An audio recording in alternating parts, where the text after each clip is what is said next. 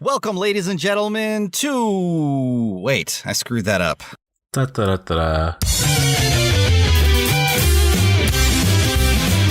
Welcome, ladies and gentlemen, across all platforms to the Gaming Tangents Podcast! Woo!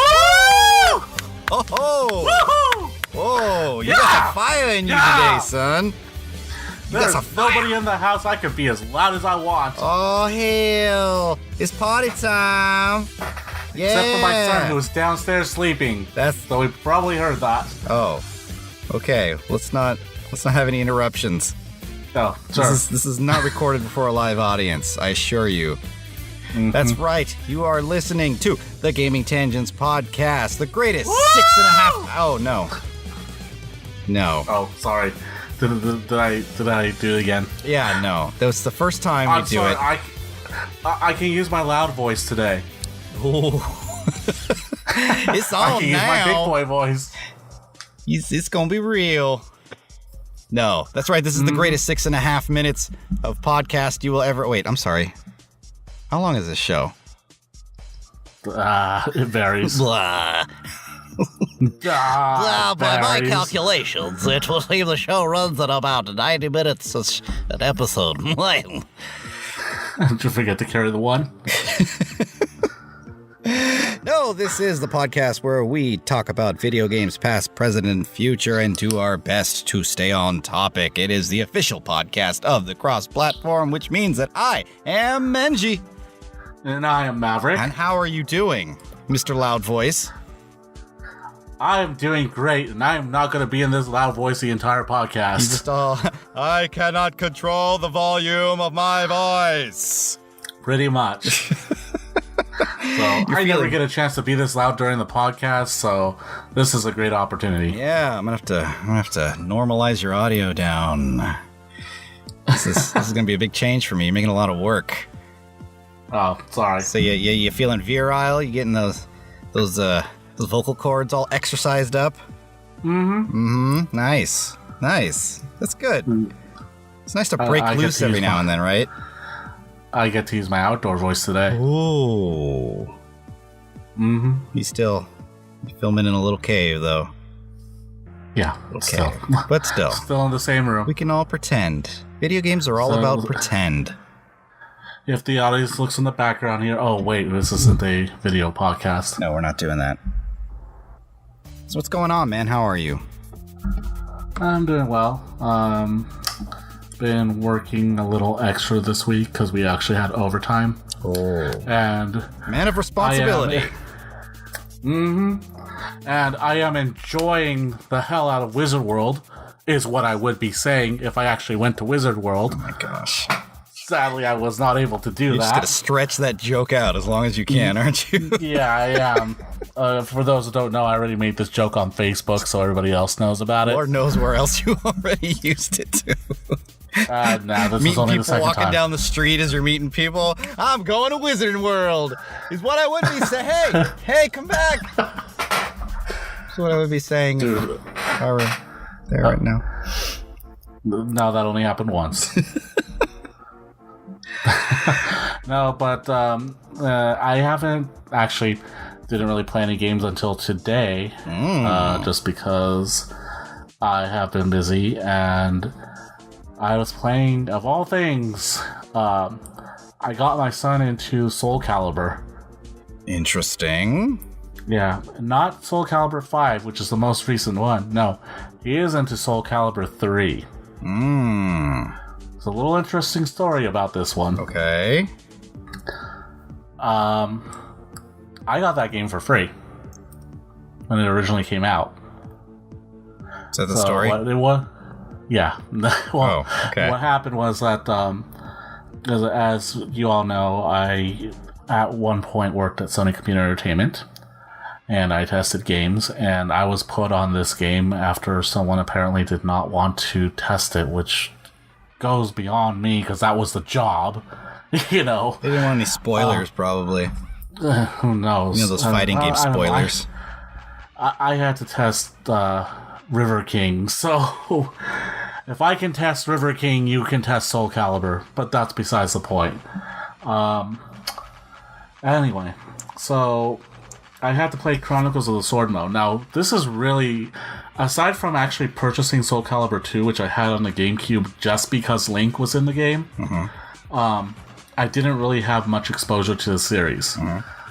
So I tested this one, and I was assigned to test Chronicles of the Sword mode, which I did 12 hours a day for 2 weeks straight.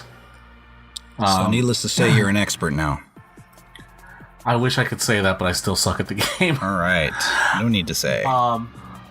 Either way, so one day I'm sitting there, and I am testing another game, and my boss comes up to me, calls me by my name, and which I'm was like, a first. Until then, I didn't think he knew that I existed. Exactly.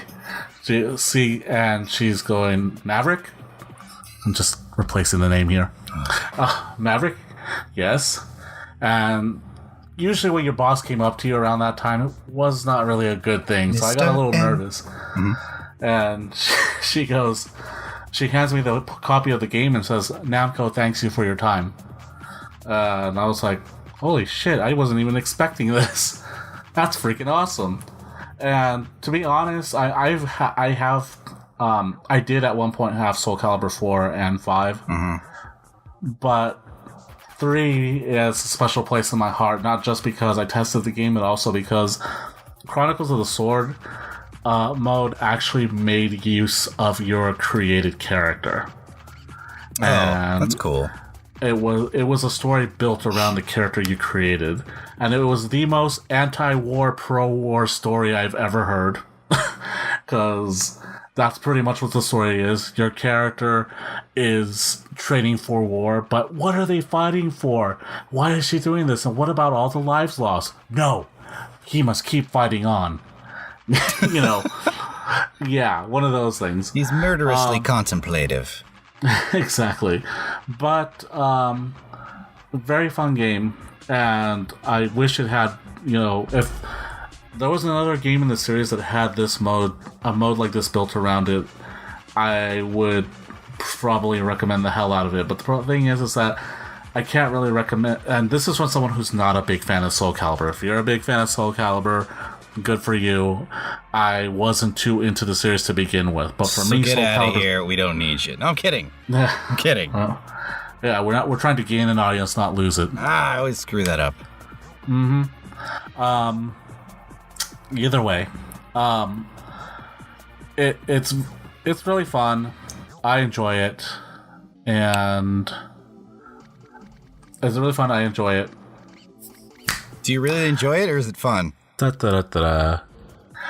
is really fun. I enjoy it. I enjoy the character creating. I enjoy, I've created weird characters. I created He-Man in there. I've created Michael Jackson. I've created Strider Hiryu. So it's fun just building those characters, and of course building your original characters, and then playing the story around it just to see how it plays out with that character. And in your mind, at least for me, it sounds kind of silly, but I built the story up a little more in my head, like time passes, so that I could change the look of my character to show that time passing. Wow, you just went straight up RPG on that game, huh? Yeah, exactly. I just did the best I could on that to make the character evolve as the game progressed, and very enjoyable. And I showed this to my son, and he's been really into it. It was the first time I could get him out of playing King of Fighters 98, which is not a bad thing, but give him a little bit of variety in fighting games. Right. No, that's good. So, and now he's using character creation mode to create King of Fighters characters. Of course. Of course. You have to. Whatever you enjoy, that's what you put in. I'm with you. I was never really a big Sword Edge, Soul Calibur guy. Which is, because I was the big Dreamcast guy, and for a lot of people, Soul Calibur was the game that sold the system. Right. It was the one game that I didn't own for the Dreamcast. I never played the first one, but see, and that's where I get confused. And I just recently heard the story behind Soul Calibur to begin with, because it was, the first game was called Soul Edge in Japan, right? and Soul Blade here. Long story short, again, been watching a lot of Guru Larry lately. Hello, you. If you, hello, you. Hello, Dick Van Dyke. How are you? Hey, I do horrible impressions, so I do horrible English impressions as well.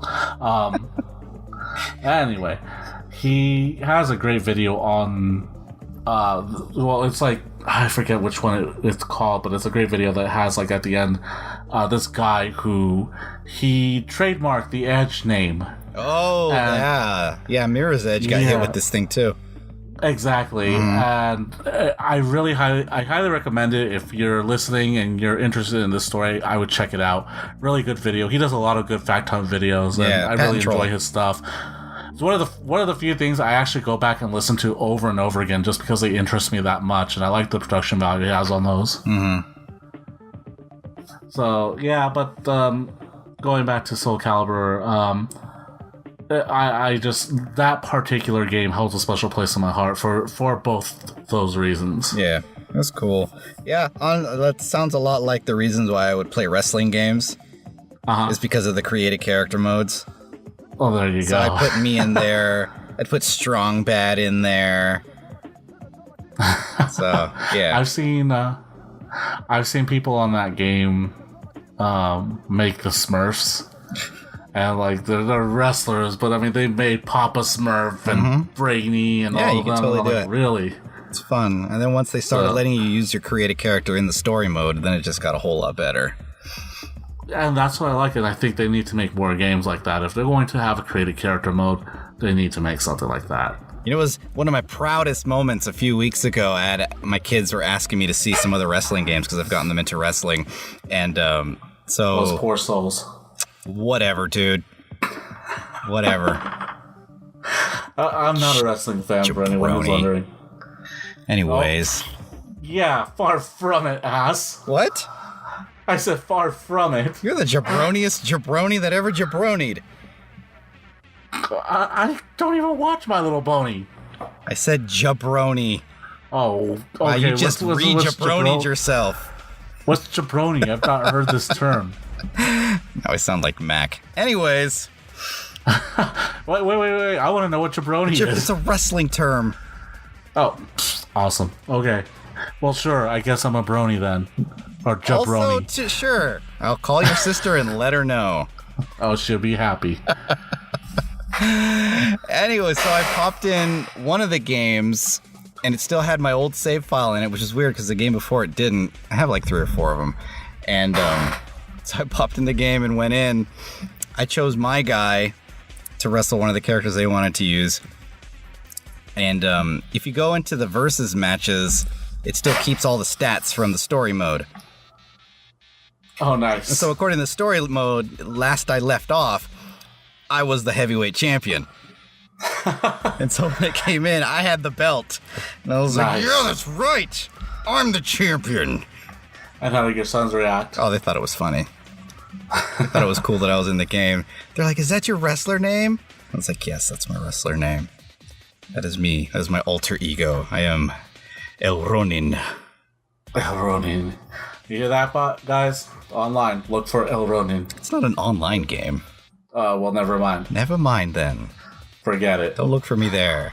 I'm typically Menji on the internet. Usually. Now and... Yeah, usually. Or some variation thereof. There you go. There we go. Hi there.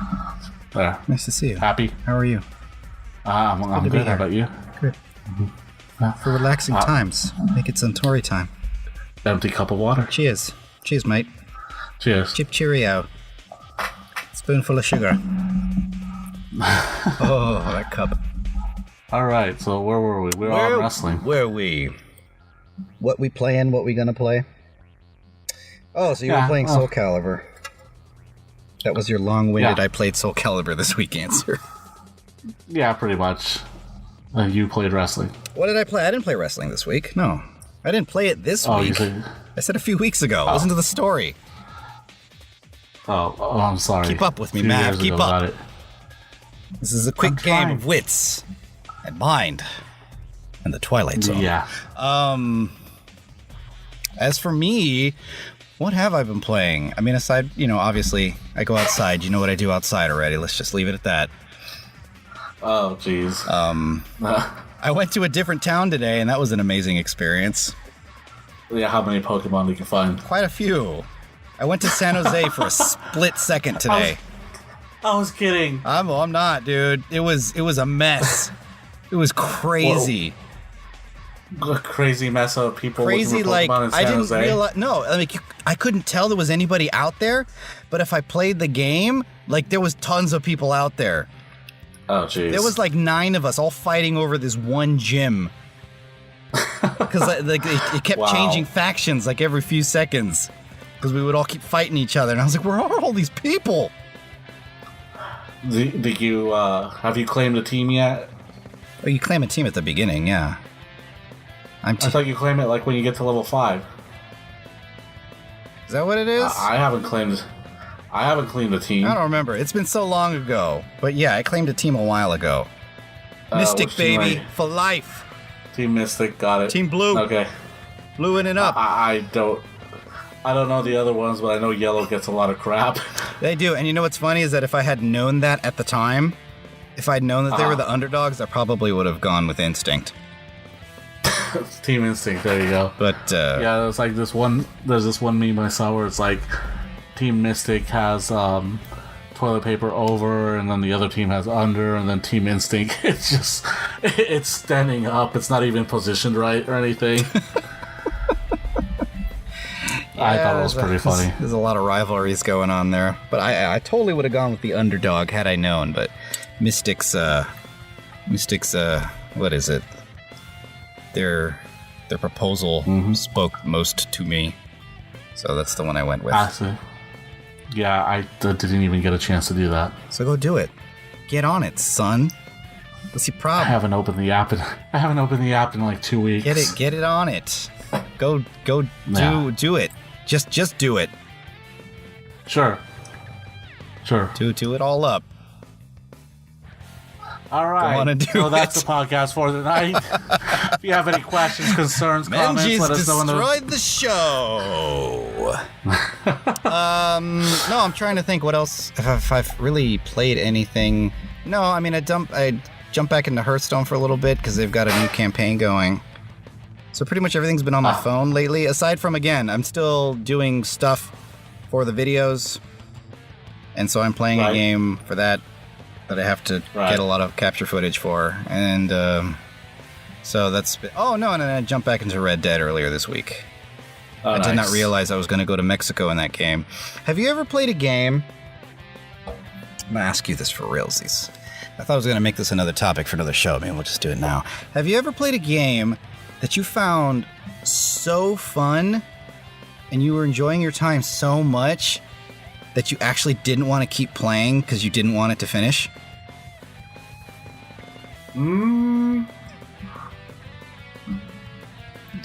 It's been a while since that's happened. But you've experienced this before. I have. Okay. I have. Because like the last time this happened for me was BioShock, the first one. Okay. Like I delayed finishing that game for a long time because I didn't want the experience to finish. And now Red Dead is kind of the same way. Like I'm just slowly playing it so that it lasts as long as possible. Nice. And now they're like, oh, well, you got to go to Mexico. And I was like, I just got used to this place. The closest I did mine was I'm gonna get a lot of shit for this. Final Fantasy X-2. I wanted to 100% that game. Oh, you wanted so all bad. the dresses, huh? All the outfits? Yeah, all the dress spears. No, apparently getting 100% in that game is tedious. And there was I see what you did there. not what I was going for, but okay.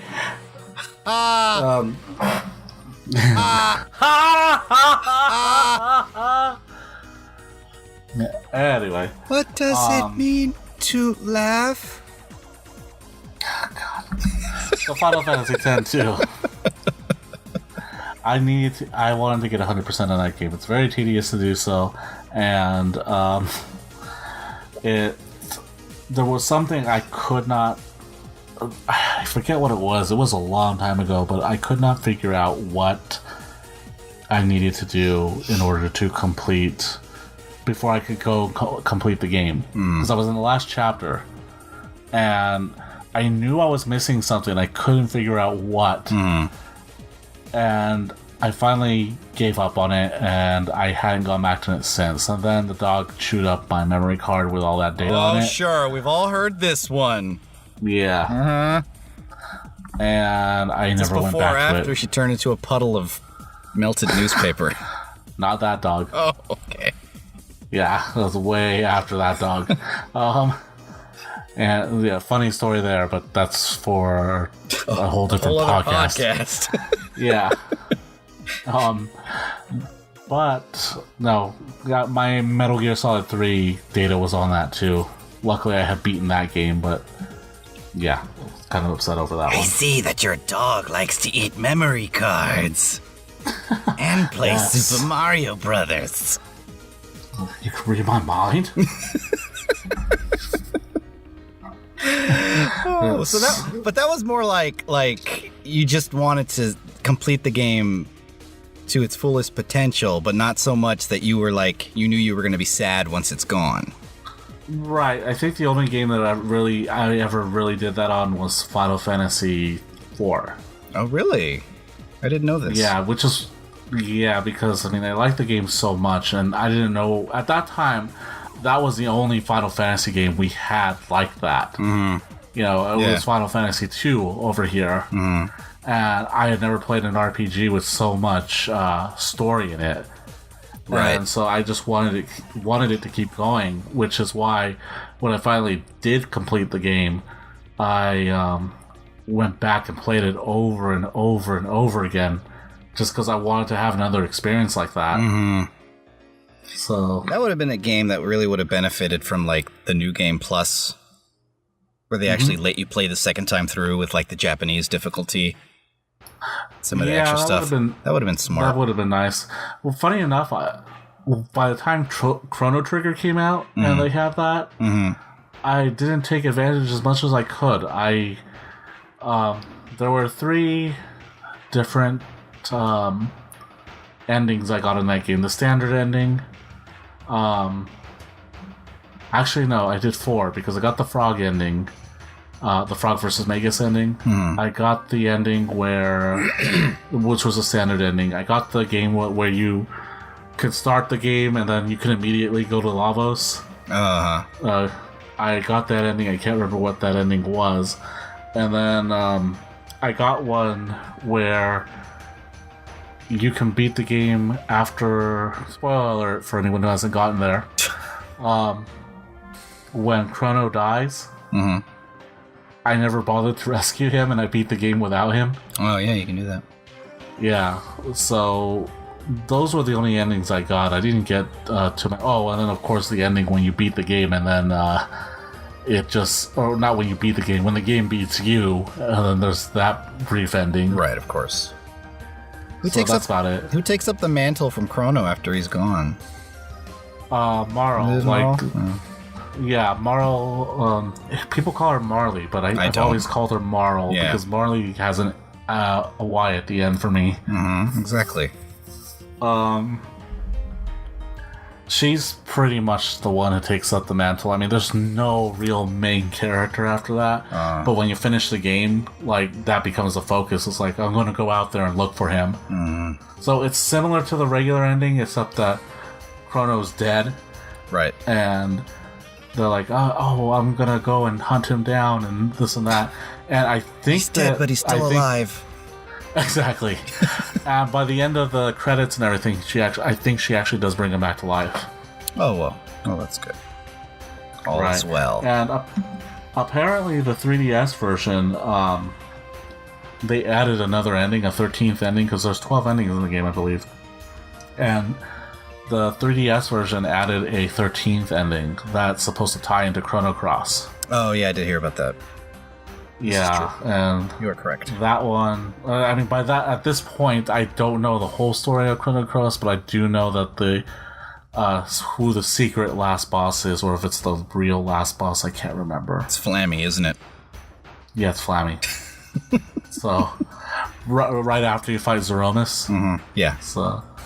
Mm-hmm. Of course. So, Good. yeah. Oh, and then Kefka's of course writing hidden him. boss stuff. And of course Sephiroth's a hidden boss. Oh, I thought he's a hidden character and a hidden boss. Yeah. You can play as him and fight him. And he fights shirtless. You know, for good measure. Yes. You know, this was around the time they were whoring their Final Fantasy VII characters around. Oh, good God. Yes. That's the kind of class we bring to the world. Well, you know, Cloud and Final Fantasy Tactics, and then Urguys, and then what else did he appear in after that? Oh, yeah, no. I just meant shirtless Sephiroth. Oh, yeah, of course. So, So, Gamescom happened last week. Do you know what Gamescom is, Maverick? Are you aware? I do not know what Gamescom is, actually, and I did not follow it whatsoever. You're fired. Gamescom is basically Europe's E3. Okay. Oh, so it's Europe's E3. Basically. It's almost just as big. I'm not sure if it's a public event or not, but it's definitely, like, it's got its share of announcements and reveals and things like that, so it's kind of a big deal. There's some good news that came out of there, some cool stuff. There's a new Resident Evil 7 trailer, which is pretty awesome. You did watch that, the Lantern trailer? Yeah, that was freaky as shit. Oh my God, no. I'm not ever playing that game in VR. And jump cut to me playing it in VR. But still, you'll never get me to playing that. I don't know, man. Remember that, folks. Remember that. That was just... That's the game I've been waiting for. I cannot wait for this game. I'm so glad it's coming out on PC. Well, yeah, because then you'd have to get a PlayStation 4. Pretty much. It's amazing. That is the game I've been waiting for Resident Evil. I still want Capcom to release the damn song, like an official release for that song. Oh, I'm sure they Even though it's a cover of an old song from the 50s or before that, the 20s. Right. Well, that's what we're doing now, right? Mm-hmm. We're doing melodramatic covers of old songs. Yeah. So that was cool. There was a lot of other cool stuff that showed up at Gamescom. If you want, look that up. That's not what we're going to talk about tonight. Because tonight, there was another trailer that dropped during Gamescom. A trailer that has caused a lot of controversy. We need to bring it up because we've already done. Are we gonna survive this? I don't know. Survive I don't know this? if we are. I don't know if we're gonna survive it. We'll have to repatriate. We'll have to repatriate to another country. Gosh, Benji, what game are you talking about? What could we possibly be talking about? I honestly still am not sure what I'm talking about. Uh-huh. Go on. So, we bring you now episode 3 in our 3-part series on Konami. Oh, I refer Konami to this has as something to do with this, ReKonamining. The ReKonamining? The Quickening. I'll come back to it somehow. Konami dropped a video game trailer. My God, I didn't even realize they were still in the business already. So there's a revelation for you. Mm-hmm. It doesn't involve balls falling at all at any point. Awesome. Although it may have after people watched it. Oh my God. So, of all trailers to drop, of all games to announce, Konami announces a new Metal Gear game. Awesome. Dun, this is going to be... Dun. They're back. Konami's back, Maverick. Can you believe it? Awesome. I'm happy. They're so back. They're bringing a Metal Gear title. I'm all there. I'm sure they're going to honor Kojima's vision. Oh, they're going to surpass it. There's army guys. You see Snake in the trailer. There's shooting. There's zombies. What? Oh, there's zombies in the trailer. There's what in the trailer? Don't worry about that, because there's jeeps. I know. There's wormholes that suck you into parallel dimensions.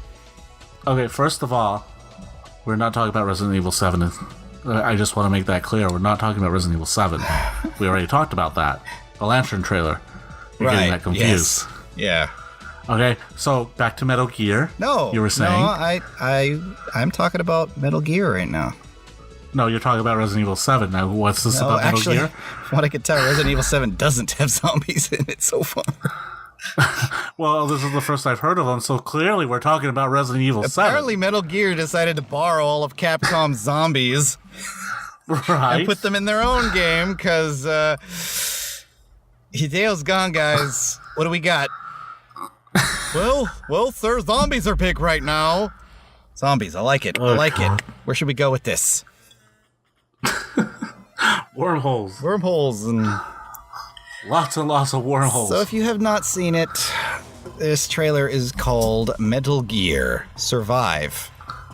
Already starting off on a good foot.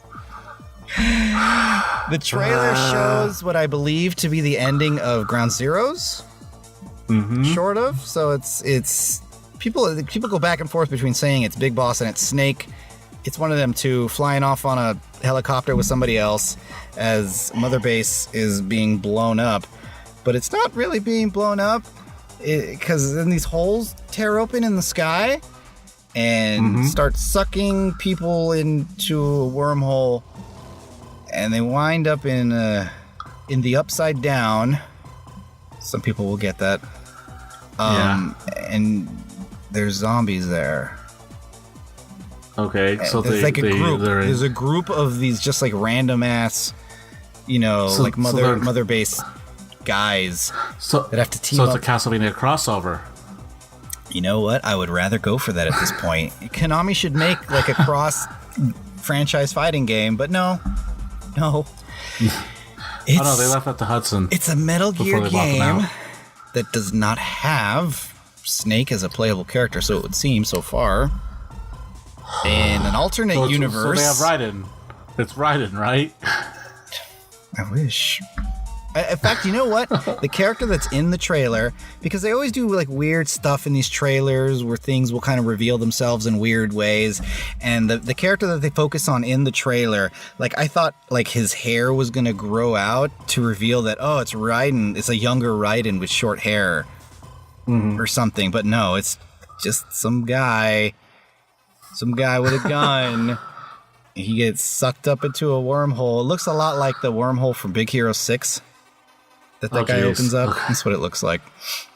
Like, because everything, all the debris is getting sucked up. Castlevania, Resident Evil, and Big Hero 6. Yes, that's exactly. Right, how many other games are we squeezing into this? If that's what you imagine, that's pretty much right on the money. So the game takes place in San Francisco. Yeah. Awesome. I'm there.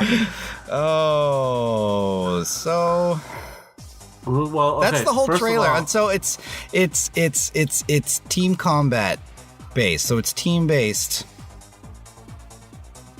survival horror tactical espionage. Because that works so well with Operation Raccoon City Zombie game. And this Umbrella Corps game that just came out. So the internet is obviously in a fervor. We all are. And it's... Oh. Okay. No. Let me tell you. I woke up one morning. It was on my Facebook feed. Got yourself a gun? Now, keep in mind... Keep in mind that video game news does not usually show up in my Facebook feed. As much as we talk about video games, it is not the first thing that show up on my Facebook feed. That showed up on my Facebook feed. Oh, and I'm like, man. Metal Gear Survive. I'm like, what the hell? I'm like, oh, please don't let this be a zombie game. Let this be like out in the wilderness, let it be like an expansion of the battle with the end in Metal Gear Solid 3. Oh, wow. I could probably handle that. I was in complete denial because when I saw Survive, that first thing that came into my mind, zombies. Like, no, they didn't. Oh, wow. They already buried the lead for you. The link that I found to it was just Konami announces new Metal Gear game.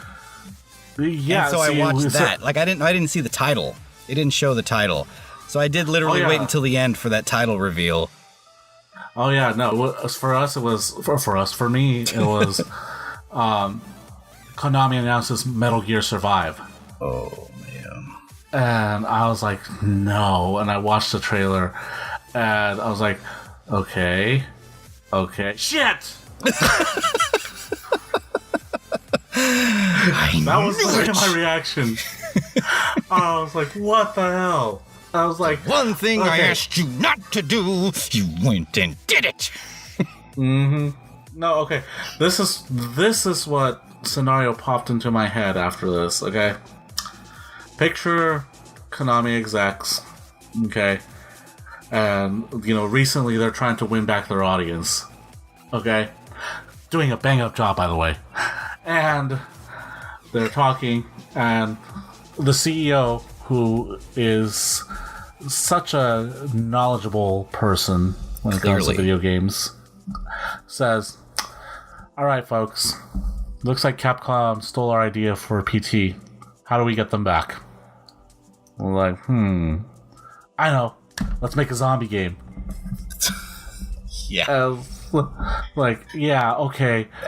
And let's slap the Metal Gear name on it. Let's take all their zombies. Yes, we'll sell 1 million of them just because the name. Take that, Capcom. And then they just came up with the game. Not much more to it than that. Oh man, I saw the funniest meme about this. I think it was on Facebook.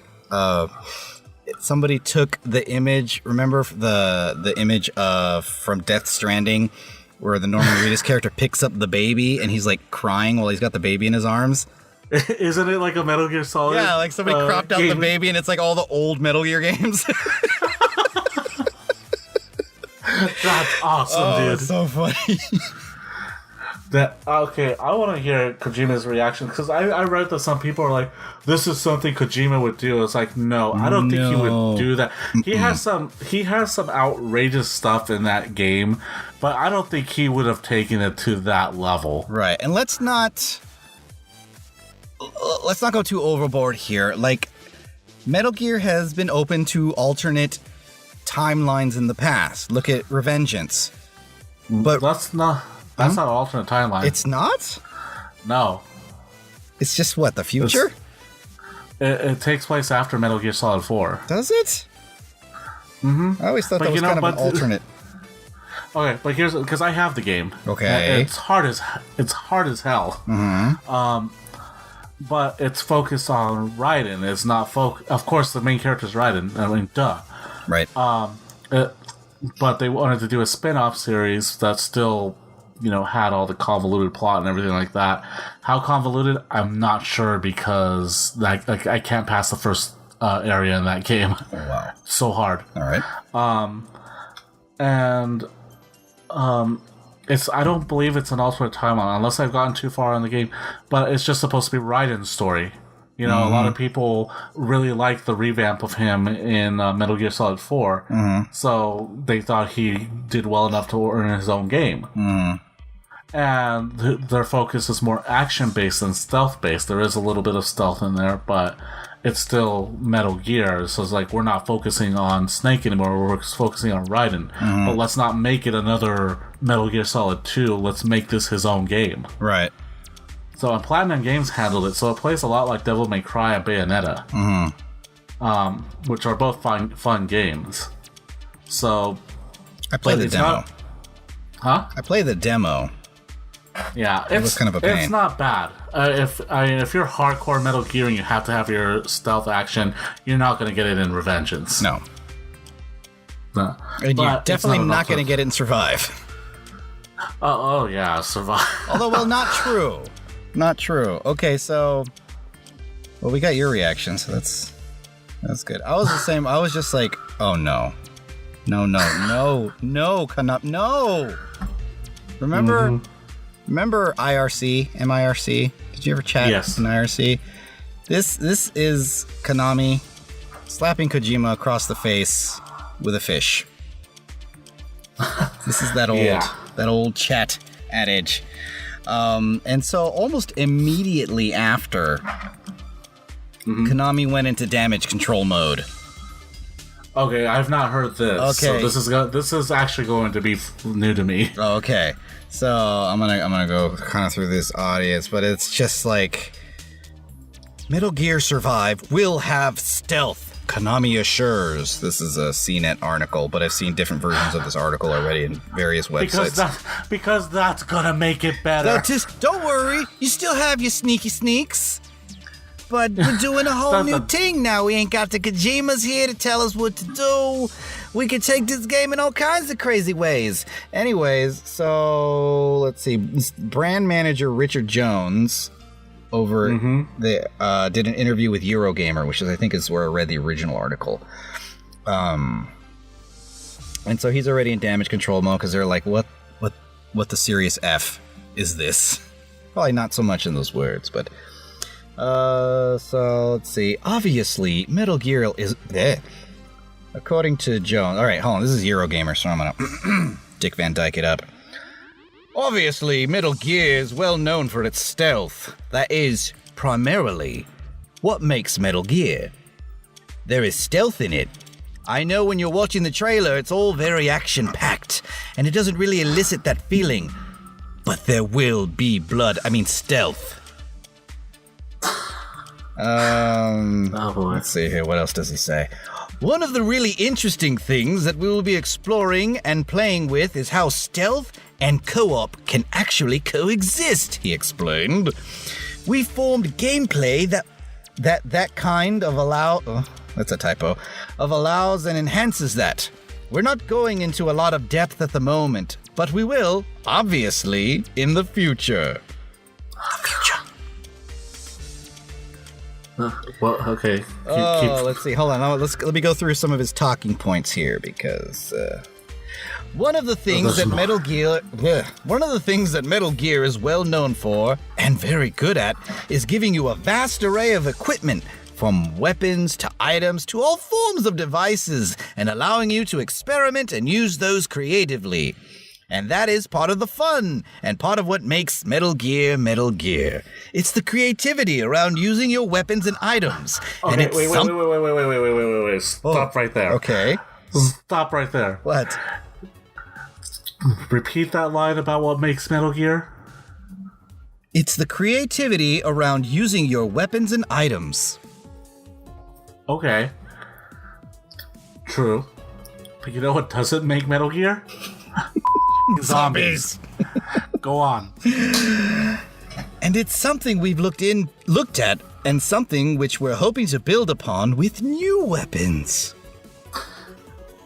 And then let's see here. And then he got asked if they started development on this game before or after Kojima left, and he's like, yeah, we're not talking about that right now. Oh, jeez. You know, there's a nasty rumor going around. I don't know if you've heard it or not. About Kojima. What? That he's got a beard? I know, right? Yeah, I know, right? There's a nasty rumor going around. I'm not even sure if I want to mention it, just because from what I'm seeing, it looks like it's just a rumor, but so many people are saying it that that must mean it's true. Right, exactly. I'll just say that if I won't address what the rumor is, you can look it up yourselves. But if it's true and this is the way they're going to slap him in the face with that, it's kind of like, wow, you're bringing personal conflict into the business, and the fans are paying for it. Interesting. I haven't read anything about this, so. It's because it's like I said, it's a rumor, and I tried to do some research on it, but everything seems to go back into commentary, so that's why I'm like, of course. I haven't seen like an actual news report on it. Maybe I haven't done enough research on it for that. At least by the time that this podcast is airing. But yeah, I don't want to add to those rumors, but I will just say that it involves personal matters between Kojima and the president of the company. Oh, all right. Yeah. All right. I'm just kind of like, okay, well, if that's true, it's still, the fans shouldn't have to pay for it, because that's what it is, essentially. I mean, again, let's just reiterate that at the end of the day, it's just a game. But it's like the Ghostbusters thing. Yeah, there's a legacy to it. It's like the Ghostbusters thing, you know? You're kind of slapping fans in the face, even when they did, like... Let's not even talk about the controversy with... whether people didn't like it because it was women or because it was a bad story. Let's look at the other aspect. Sony was railing against fans of the movie. They gave them more reason not to want to watch this movie. Right. Because they were insulting them. Right. Whether if it was... because of the stereotype of being in the mom's basement or being sexist or misogynist or whatnot, they gave fans a reason not to watch this movie. Totally. And they tried to ride with the controversy, and it backfired on them badly. Oh, yes. That's kind of what's going to happen with this. You know, they're pretty much slapping fans in the face, because Metal Gear was never about zombies. The closest thing to zombies Metal Gear had was when you had an hallucination from the end. Not the end, excuse me, the Sorrow in Metal Gear Solid 3. That's the closest I've seen to zombies being in a Metal Gear game. Yeah. And that was when you were having a hallucination, you were dreaming, and you were seeing the dead bodies of, you know, all the people you killed coming after you. Right. Yeah, and I've seen people try and use the argument of like, well, Metal Gear's done weird things, like it's got a guy who's obsessed with bees and another person who does all these weird powers and stuff, so like anything's possible, and it's like, no, that's not true. I mean, if you're going to use that argument, you could basically use that argument for any source of like entertainment media and just destroy it. If it's got something that's implausible in the real world, well, then everything's implausible. I hate this argument. Like, no, like, just because its rules in their world is different from the rules in our world doesn't mean, like, well, that must mean they have no rules.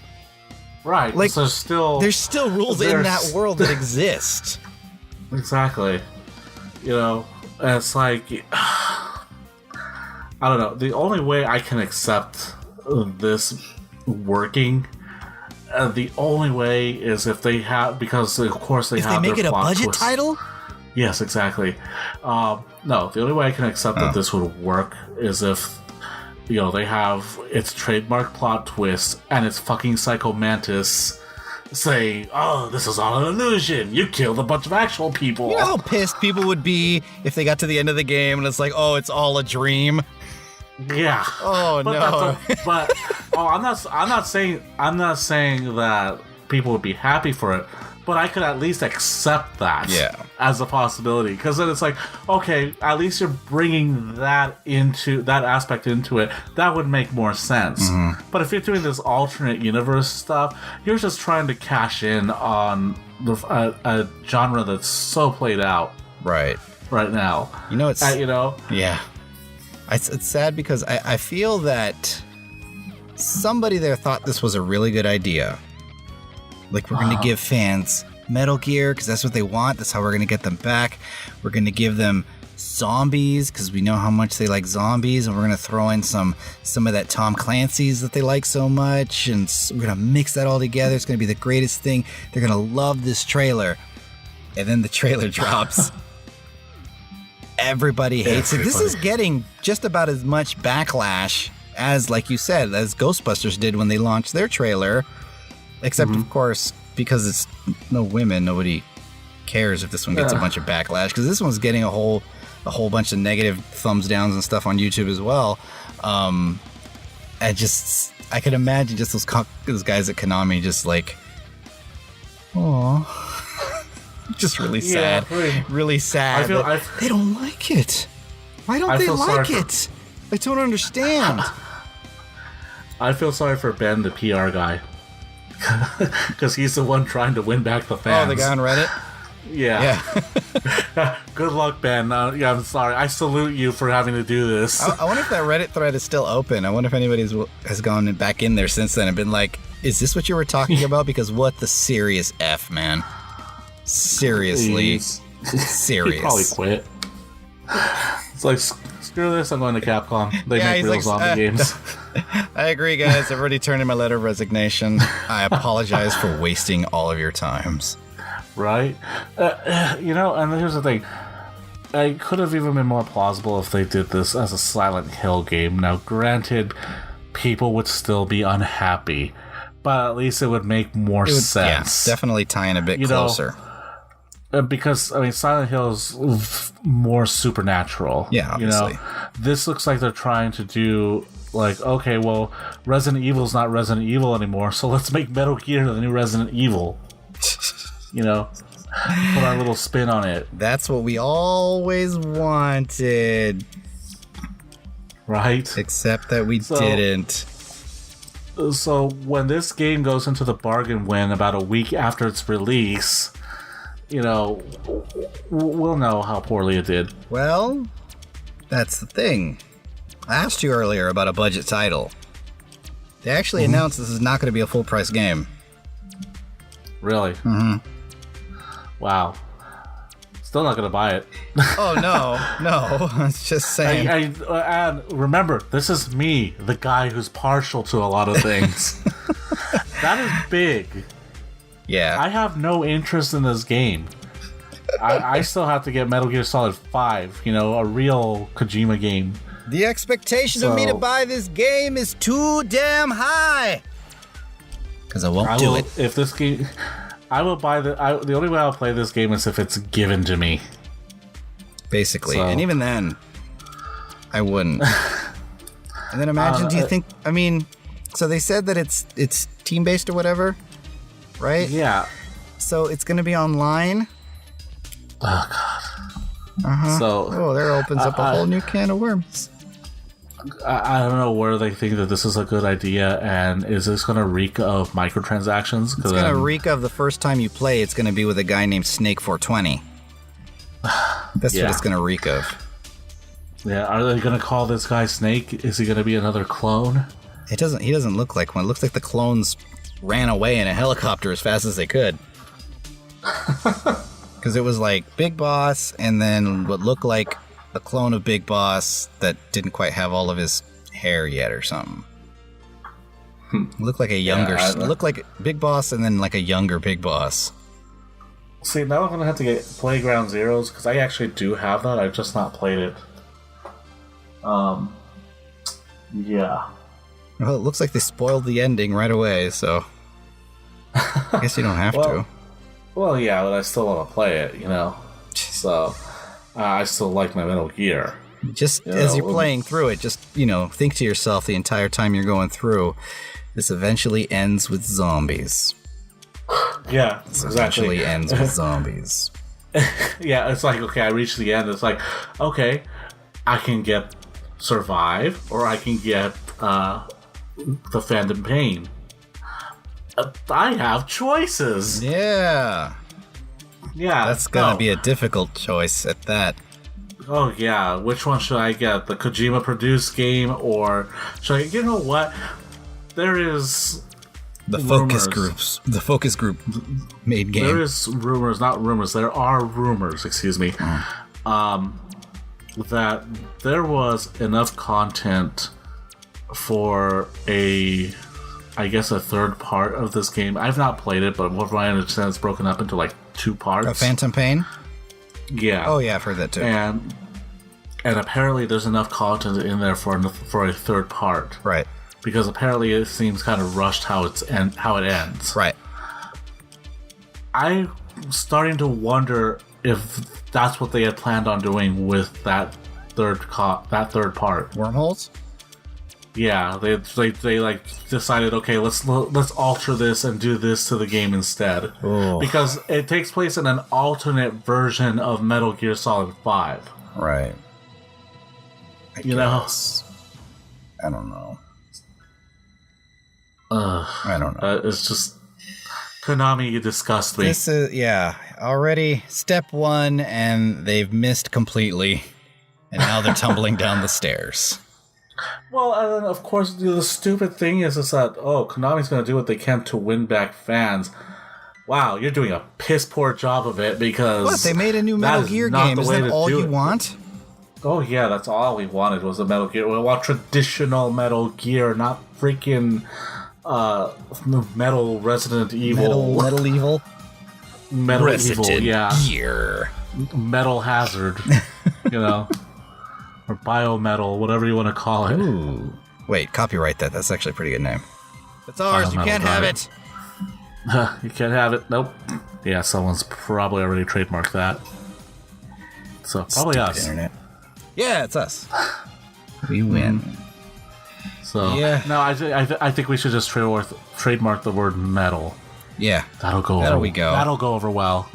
We'll be very popular. Yeah. So no, thank you. No, Metal Gear. We hardly knew ye. I know, right? We should have a eulogy. The problem is I haven't played like 2 of the Metal Gear games yet. So what's the next game that they're going to ruin, do you think? Silent Hill. You think Silent Hill? It's Silent Hill or Castlevania. It has to be one of those two. Because Contra they ruined a long time ago. True. Very true. Yeah. They have come out with some decent games, but like it hasn't captured what the first 3 games did. Well, no, I take that back. Contra 4 was actually pretty good. So, I agree. I could see them going Silent Hill, especially since they were going to make Silent Hills, and then that got scrapped, and so now they're probably like, oh, we're going to give you a Silent Hill game, though, guys. Don't worry. This is going to be more along the lines of what we thought was going to be a good idea, more than this other game. It's going to be Silent Hill Dating Simulator. You're going to run around. You're going to run around with a radio again in the fog, and you're in a pachinko parlor. Yeah. Silent Hill. Haunted pachinko parlor. The Silent Hill Pachinko edition. It was like, okay, well, if you want to survive this, you got to play this pachinko machine.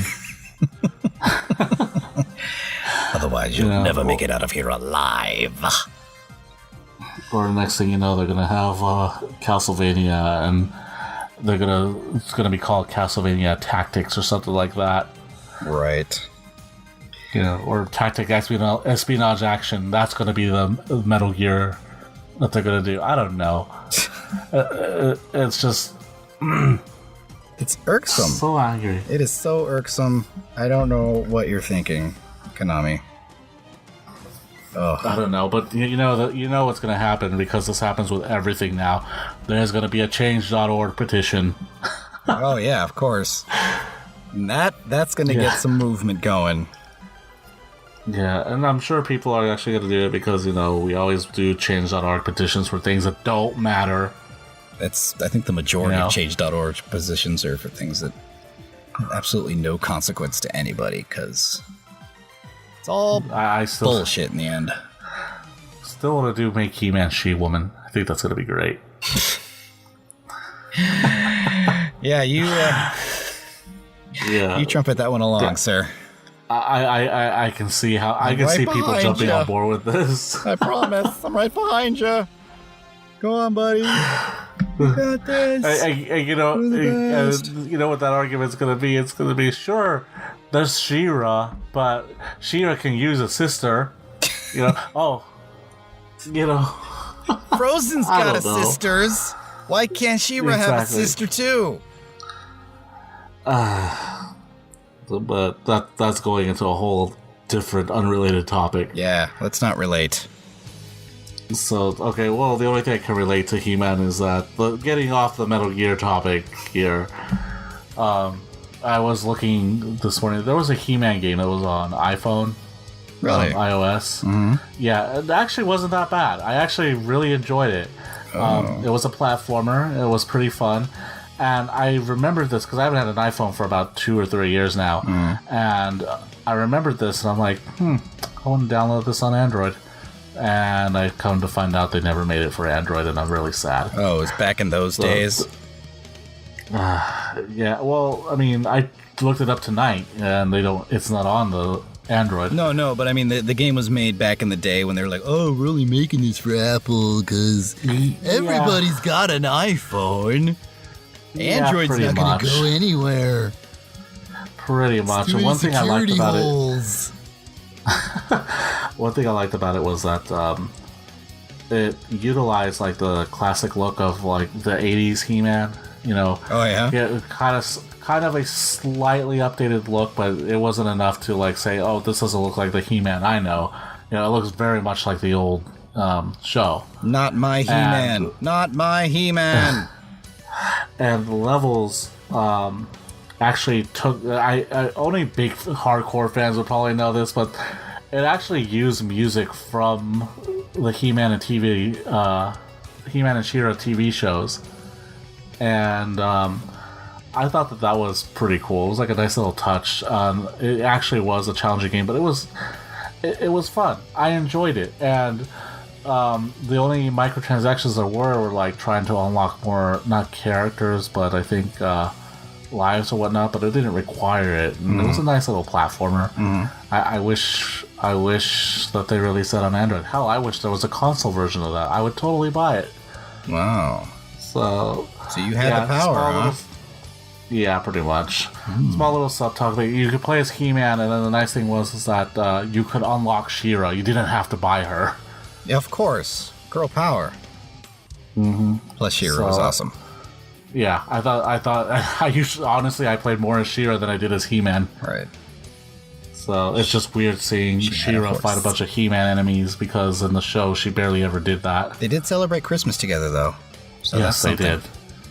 Yeah, that's about the only time on that show that, besides the first 5 episodes, where She-Ra ever went to Eternia. That disappointed me. Dude, I was a hardcore fan when I was a kid. You remember this? I remember. So was I. I remember when the Halloween. I think we both had the same costume. We were the bad guy from She-Ra.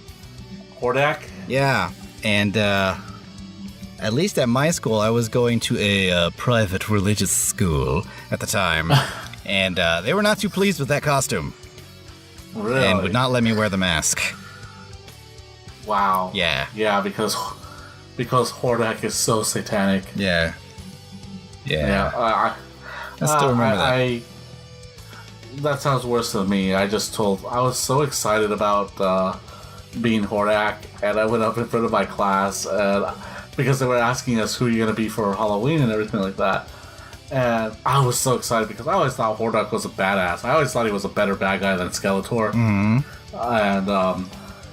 well, at least in the first 5 episodes, later on he wasn't so threatening. He was kind of an idiot. Kind of like Skeletor. In the 80s, all the bad guys had to be idiots. Right. Otherwise they would actually win, because the heroes were not very smart. But those first 5 episodes, he was scary, dude.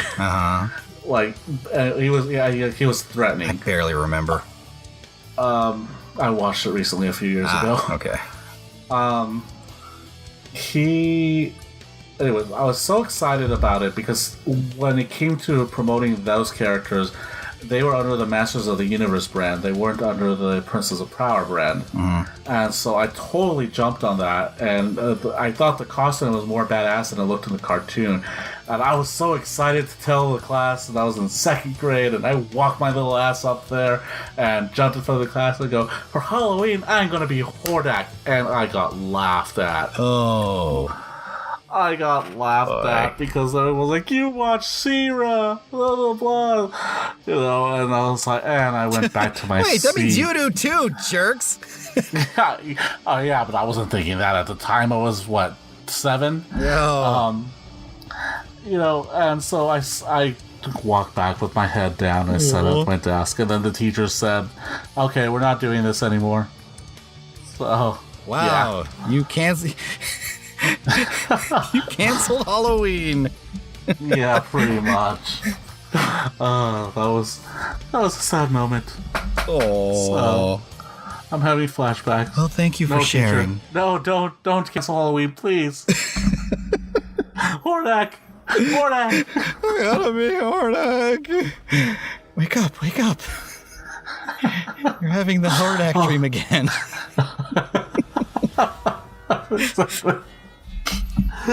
You gotta talk to somebody about this. Oh god, yeah, exactly. I told you I'm fine. I have the power. Moving on. Is there anything else left to move on to? I'm not sure. I've been keeping a close eye on the more of the King of Fighters 14 stuff. I'm not gonna lie, I'm pretty excited about the game. I know I had my little criticisms about the control, which I've not gone back to just because I haven't had a chance to, but right. Yeah, I'm still looking forward to it. They released the last 2 trailers this week because I think they messed up and thought that, oh yeah, we're gonna have these trailers for every week right before the game comes out, and they're like, I think they looked at it and were like, oh shit, we have one more trailer, guys. We better release it today also. So they released 2 trailers this week. They released the trailers for Team K-Dash and Team Women. And I know you saw I know you were at least telling me about the women's team, and you weren't too thrilled about Alice. I saw them both. I don't know. Well, okay. So Alice. So this is a character who's never been in King of Fighters at all, but for sure. I don't know if she's ever been in a SNK game at all that I know. No, because the way I'm looking at her, she's being touted as a Fatal Fury character. That's the way she. Oh, what gave her away? I don't know. It surely wasn't the Fatal Fury hat. The Fatal Fury hat? The hat with the old Fatal Fury logo on it? Yep. Nope, it wasn't that. If it wasn't that the timeline didn't seem so far down the road, like this game doesn't seem like it takes place in, the Garo era. And technically, I guess it would have to take place after that. Because I thought, well, is she like Terry and Blue Mary's daughter, or something? No, but no, because this is before that. She seems like she would be, because she is also blonde. She kind of fights like Blue Mary a little bit, and I stress a little bit. And then she's got the frickin' Fatal Fury hat, which, as I complained to you earlier, really irks me.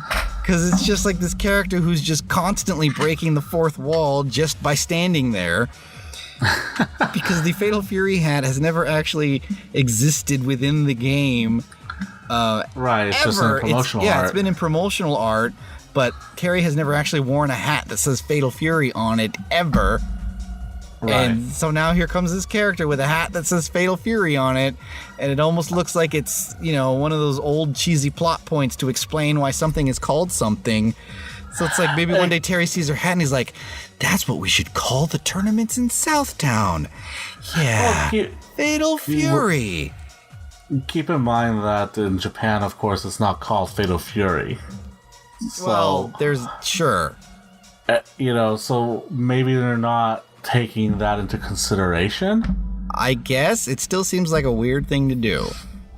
Right. I don't know. I'm thinking of explanations, but it's not harming the game. You're right. It doesn't make sense. I didn't think about that till you pointed it out to me. It just bugs me. That's all. Yeah. Like, I have a hat that says Fatal Fury on it.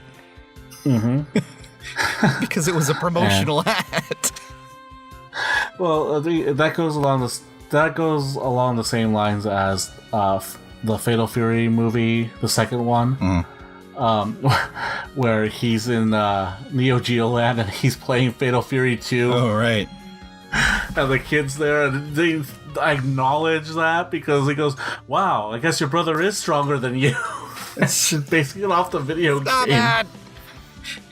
You've broken the fourth wall through another wall. How did you do that, movie? That's crazy. I don't know. Yeah. But Still a better movie than Fatal Fury the motion picture. True I will say that. that. I watched both the trailers though. Yeah, what did you think of those characters? You told me something about K's trailer, which is that what people are calling him now, K Dash? It's always been K Dash. You know, the apostrophe that's there. The apostrophe is pronounced.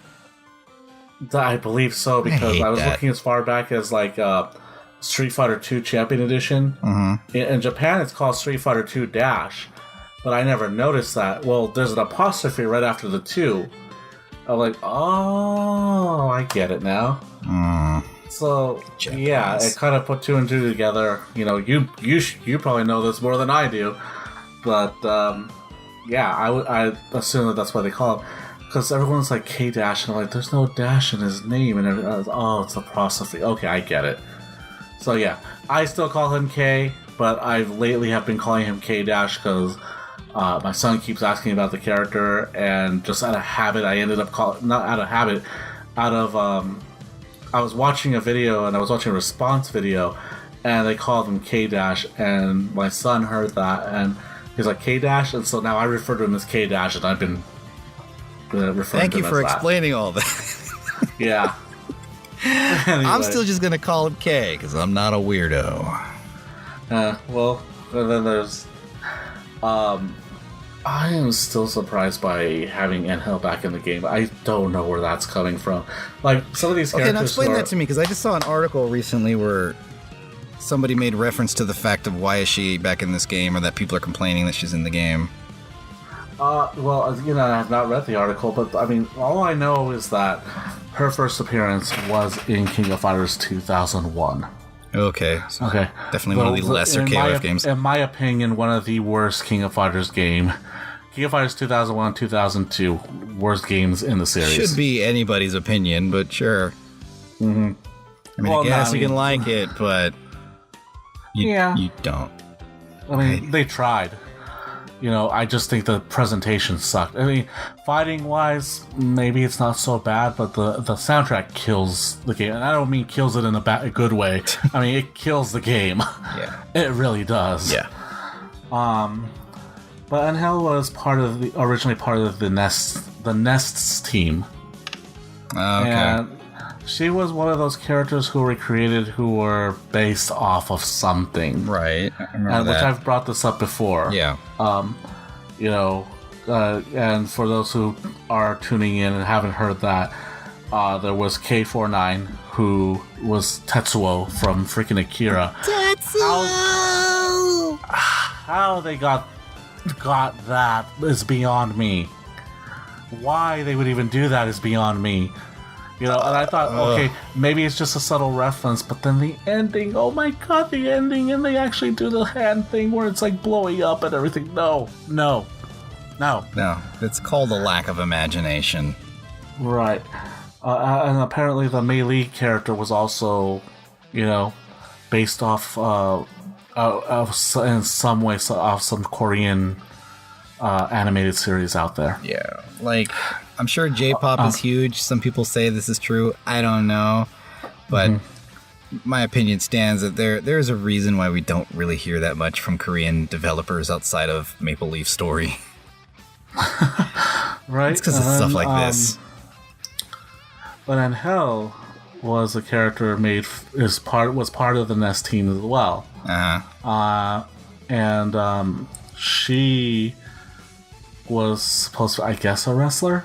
I don't know. All of these characters had lousy fighting stances, and they actually kept that in King of Fighters 14. Well, it's canon now. Yeah. And she was based off of Trish Stratus. You know, when she was relevant back in 2001. Right. But she still has the trademarks, because she does a special move, and she does the thing where she does the little devil ears and everything. Which is something Stratus didn't even do for too long. Right. That's just about all I know. And then she kills Foxy or Candy, I can't remember which one. One of Coola's friends. She kills one of them at the end of the game. Oh, really? Of 2001. Yeah. So, like, when you see the trailer for the Team K, and you see Coola fighting Angel, it's because you're now that they're revealing all the characters, you're starting to see them match up characters that would make sense that they're fighting and beating up and doing all this. Mm-hmm. Yeah, exactly. In this case, she killed one of Kula's friends. So, and then she was a nest agent, and then that was it. I don't know more about the character than that. Why she's in this game, I don't know, other than that she she does have wrestling moves. So, and that whole Team Mexico is all wrestling. Mm-hmm. Ramon, what's the King of Dinosaurs? Mm-hmm. Who they're saying is not Tizok. Really? Yeah. Like, apparently one of the developers said that is not Tizok, despite having similar moves. I don't believe it. I was gonna say, because then where did that story come from? Because I thought that was an official story. Right. Well, and what you call it? That was updated in Wikipedia, so I don't know how credible that one is. But apparently it's not Tizok. But if they're, because I kind of like that idea that you were mentioning, that he changed, Yeah, he's a bad guy now. He changed his identity. Mm-hmm. Kind of like what they do in wrestling sometimes. I know at least that much. So, but yeah, what's this article you read about the character? This was a long. Oh no, it was. I don't even want to get into it really. It was mostly dealing with like censorship in games and stuff, with recent stuff that's going on with Street Fighter and stuff. Basically, the article was commending KOF for not censoring any of its female characters in the West. And so one of the things it brought up was her, and then in parentheses just mentioning something about how people don't think she should be in the game in the first place, but I think she's cool or something like that. And so it was just kind of an offhand comment on an article that had nothing to do with her specifically. Nah, so like I don't know if you saw the trailer for Team Mexico, but she does have a special move where one thing she does is she places her opponent's head in her breasts. Oh. And I was like, okay, and I was showing this to my son, and I was like, no, you can't watch that right now. Rated T for teen. Turning off the TV. Right. I mean, the computer. Whatever we watch in this day and age. Right. That was a little much, but again, it's SNK, so it doesn't surprise me, because SNK has always done that.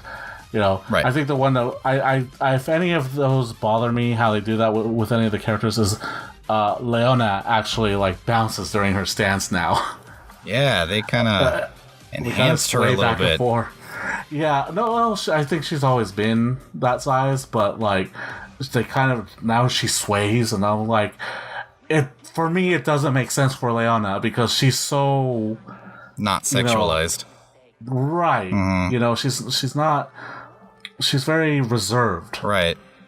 She's a very reserved character, so it did not make sense for me to do that to her, so to say. But then, like I said, we had this discussion earlier that I think her character has evolved based on what I saw in the trailers for Team Ikari. Because her special moves, her hair turns purple like she's going Orochi. Yeah. But she's normal. Right. Good. So I was like, okay, cool. They actually did something with that, as opposed to just her having it laid dormant and her being depressed about it. Mm-hmm. Yeah. Yeah. She's always been one of my favorites.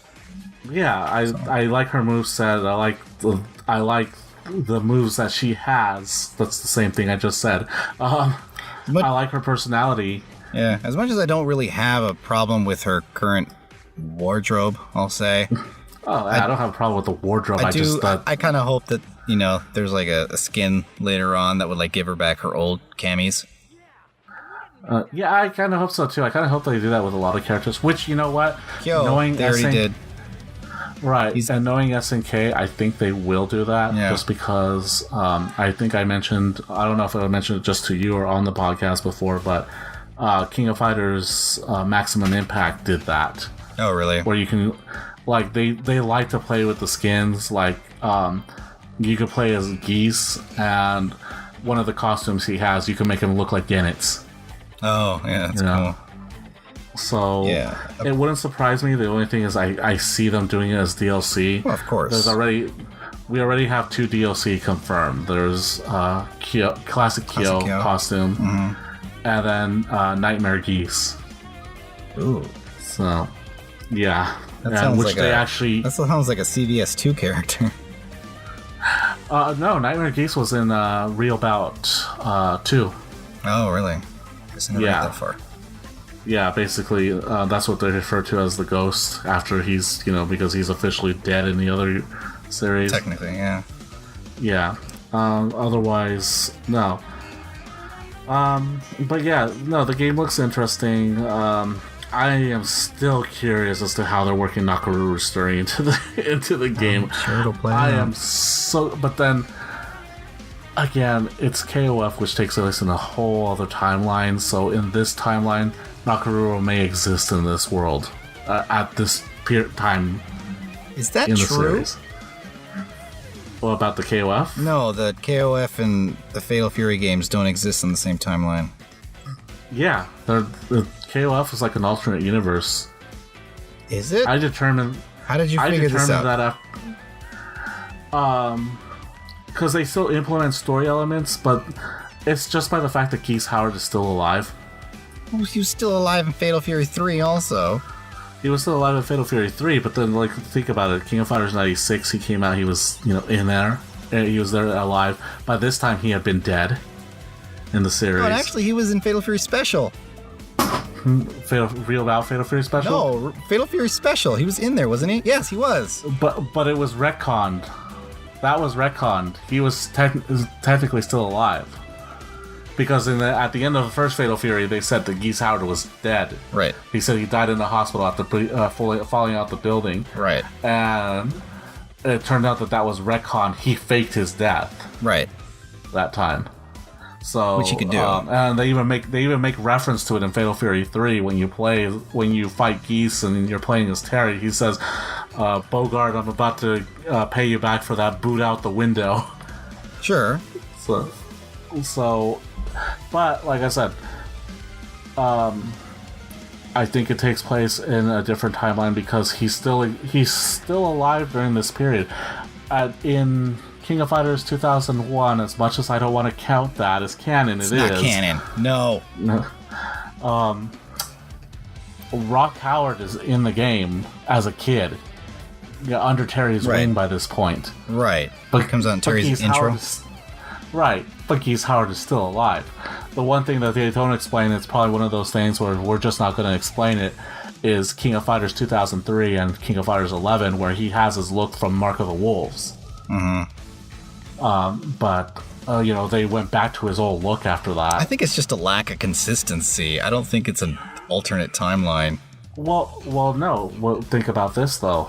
Art of Fighting and Fatal Fury take place in different timelines, too. No! Yes. Not buying it. Yes, they do. No. Not buying it. Takes place in a different timeline. Not buying it.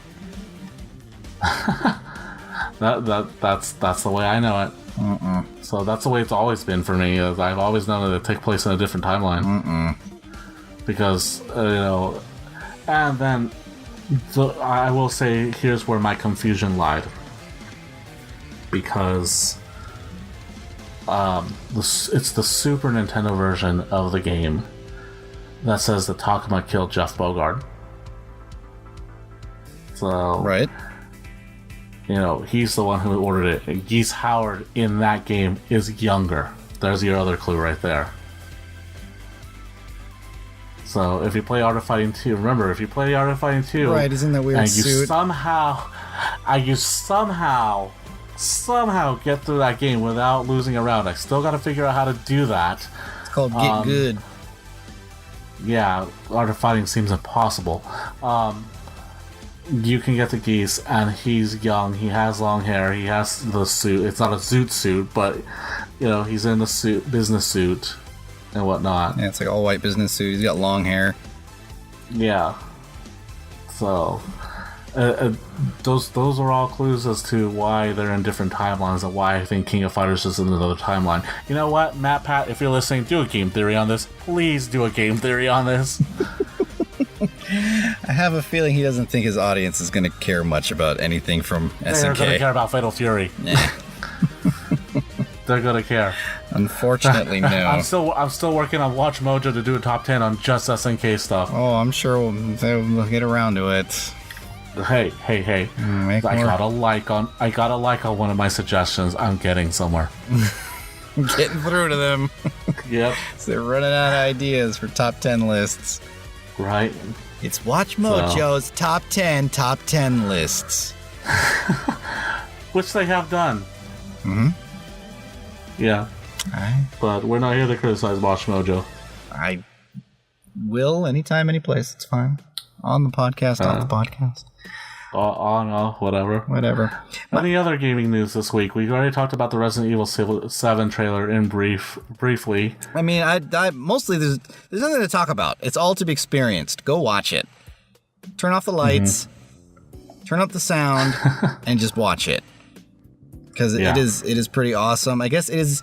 I mean, given the fact that January is almost here, it's assumed that that's going to be, gameplay. Like that's the way the game's going to play. Right. Because a lot of people were assuming that the E3 trailer, was just kind of a trailer made just for E3, and that the game's not going to actually be like that. Right. Well, I heard the demo is it's not even part of the game. It's like a prologue. Right. So.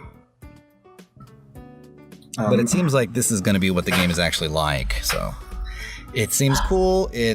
Don't expect Resident Evil. Do expect awesome though. Well, I can't wait. I mean, they have to do something different with Resident Evil, because I mean, especially after Resident Evil 6, where which I still do want to play through it because I have beaten up to 5. Resident Evil 6 just kind of botched it all off, trying to make it a bit of everything. Mm-hmm. And when I played as I haven't played through each campaign, but I did start one game with Chris and then one game with Leon. And when I was playing with Leon, it felt like a Resident Evil game. That's what everybody says. You're fighting zombies. You have the jump scares and everything like that. But then when you play as Chris, you feel like you're playing freaking Call of Duty. Yeah, so I was like, and I'm like, okay. Nope. No. But they've gone back to the drawing board. It's gonna be great. Walking around the Wyatt's campus. Compound, I mean.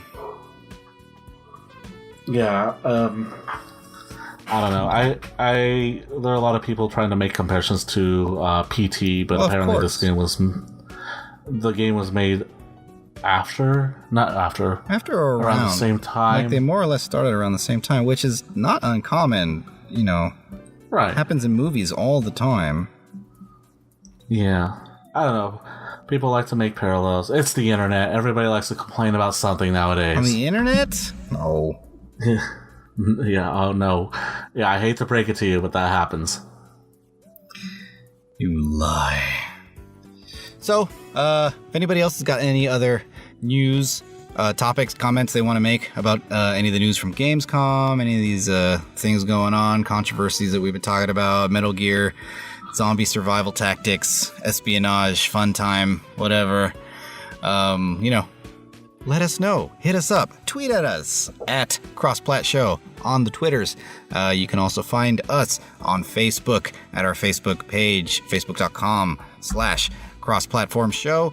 And if you got any comments, emails, things you want us to read out on the show, any words of wisdom, you can also send us an email at crossplatformshow@gmail.com. If you're listening to us for the first time, you can find the podcast at its home on soundcloud.com/gamingtangents. That is where it resides. If you sign up to us there, you can leave comments at different points in the show, which I think is kind of a neat feature.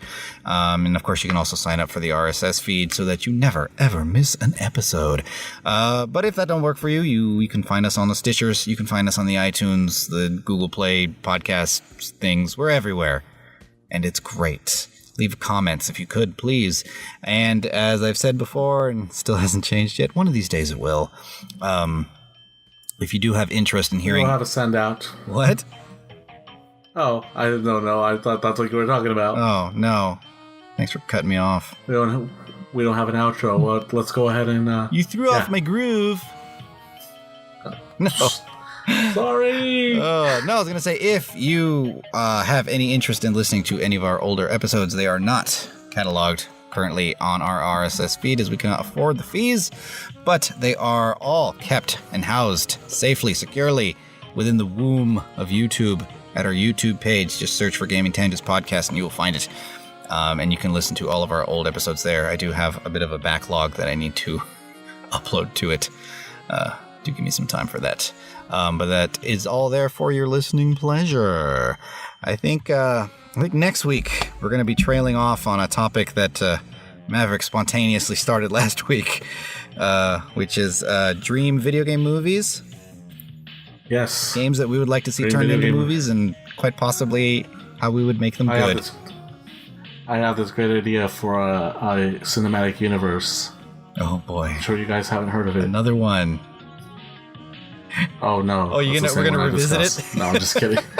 Last episode, revisited part 2. No, it's fine. So, anyway. Before we leave, I did want to make mention of one thing. There was a project I had kind of pseudo gotten involved with. I don't think that's the right word to use, but about a month ago now, another podcast I listened to called Creepy Kingdom, which is kind of all about like the dark side of Disney things. The proprietor over there at Creepy Kingdom, James Carter, is creating a documentary called Foolish Mortals, which is a documentary about Haunted Mansion fans, which I am one of the biggest. And so he had put out a call for, fans who wanted to, be interviewed on the documentary to, send you information, let us know what kind of a fan you are. Maybe, try and get you on the thing. I emailed them and they were like, yeah, we'd love to talk to you if we're ever in the area. At the time, they were running a Kickstarter. Unfortunately, they did not meet their goals, and part of the fees that were in those goals was for them to be able to fly around to all these different places. So that's not happening, but they still want to push forward with the documentary. So right now what they're doing to fund it is they've opened up an Etsy store, and basically all of the... what do you call them on Kickstarter? Those things that you get when you kickstart? Oh, oh man, you kind of caught me off guard on that one. I was just seeing if you were paying attention. The little prizes and things you get for donating to different tiers on Kickstarter. They basically are selling those on their Etsy page now. So Etsy, go to etsy.com, ETSY, and just search for Foolish Mortals documentary or just Foolish Mortals, and the page will come up. And so if you want to stretch goals? Huh?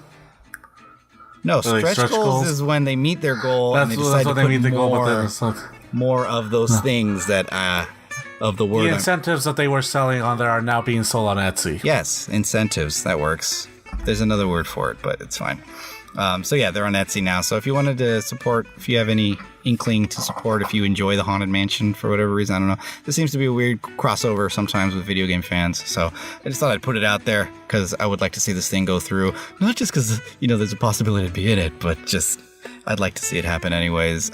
So, go check that out. It's a great cause. It sounds like a great idea. So just wanted to let you know. And that is going to do it for this episode of the Gaming Tangents Podcast. I've stopped calling it the cross-platform finally. Finally, jeez. Don't get confused anymore. I've got them separated in my mind now. Until next week, please keep it running and jumping. Always running and jumping. Dang it! I think it's always running and jumping. That'll be our outro. Yes. Sarah still had a good one. I need to go back to that episode and figure out what it was. So good, I forgot what it was. But it was a good one. just go back, get that sound clip, and put it at the end of this episode. Nah, I'm sticking with mine. You can use that one. That'll be yours. Sure. All right. Why not? Outro that I forgot. All right, everybody, keep on platforming, and we will see you next week. I am Maverick. I'm Benji. You're Maverick? Maverick. I am Maverick. I almost called myself Menji. That's why I got confused. No, you don't, sir. No. Don't you dare. I am Maverick. I'm Menji, though. Mm-hmm. Yes. And Come on, keep running and jumping. Adios. keep platforming. Yeah. See you later. Civil War. Ciao.